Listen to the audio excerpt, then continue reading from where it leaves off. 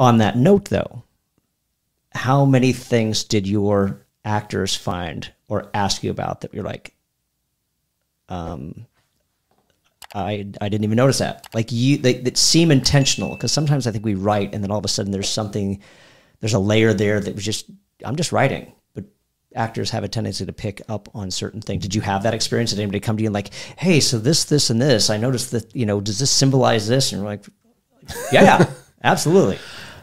Gosh, I can't remember specifics on that. I mean, I yes and no. I mean, I was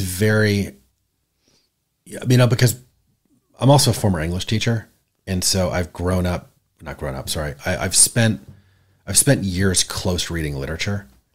And so there was a part of me that also, when I wrote this, was very much aware of the layers, was very much aware of the symbolism, was very much aware of the callbacks, and almost writing as if the way that I would break down a play written by, a published professional, that I'd be like, oh, look, this came back here and all that, like kind of close reading it. And it's like, so I almost wrote this with that in mind, that I was like, what if someone were to close read this play?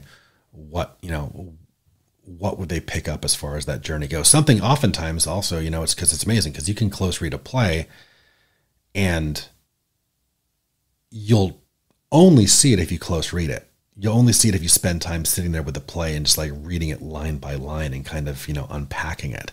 Whereas if you see it on stage, our brains don't have time to close read what we're watching. We're usually just very present with what is on stage and what is happening. And then it's later that we might think about, oh, that whole thing with the thing, blah, blah, blah. Right. I found that, and maybe there's tons of plays out there, and maybe I'm just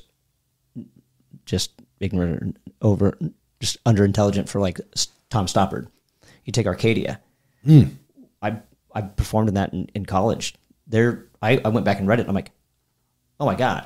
Like it's so layered that I'm like, there's no way that all this stuff is being picked up on. I don't know. That's just me in that regard. But what's interesting about that, though, is like, for instance, there's someone who might have, I'm trying to remember, because Arcadia is based on, I know, like some like real historical figures. Lord Byron. Right, Byron and that whole crew. Yeah. And so it's like, to me, what makes a great play or great piece of art is that, so if you go into that play and you're familiar with Byron and you're familiar with all his contemporaries, and you're picking up on that while you're watching the play, it kind of adds this great level to your experience. But that play should also speak to somebody that knows nothing about Lord Byron, right? And it speaks to chaos theory as well, which right. To me, in my opinion, very few know about it. So it's very specific in that regard. Welcome to our Clips channel, and thanks for watching. I hope you enjoyed that video. If you did, be sure to smash that like button and leave a comment down below while you're at it. If you'd like to be notified about future episodes featuring playwriting tips, be sure to click this channel button right here and subscribe there. If you want to see the full conversation of this episode, be sure to click the link right here. And if you'd like to see other playwriting tips from past episodes, be sure to click this link right here. And until we see each other again, and in the meantime, keep writing.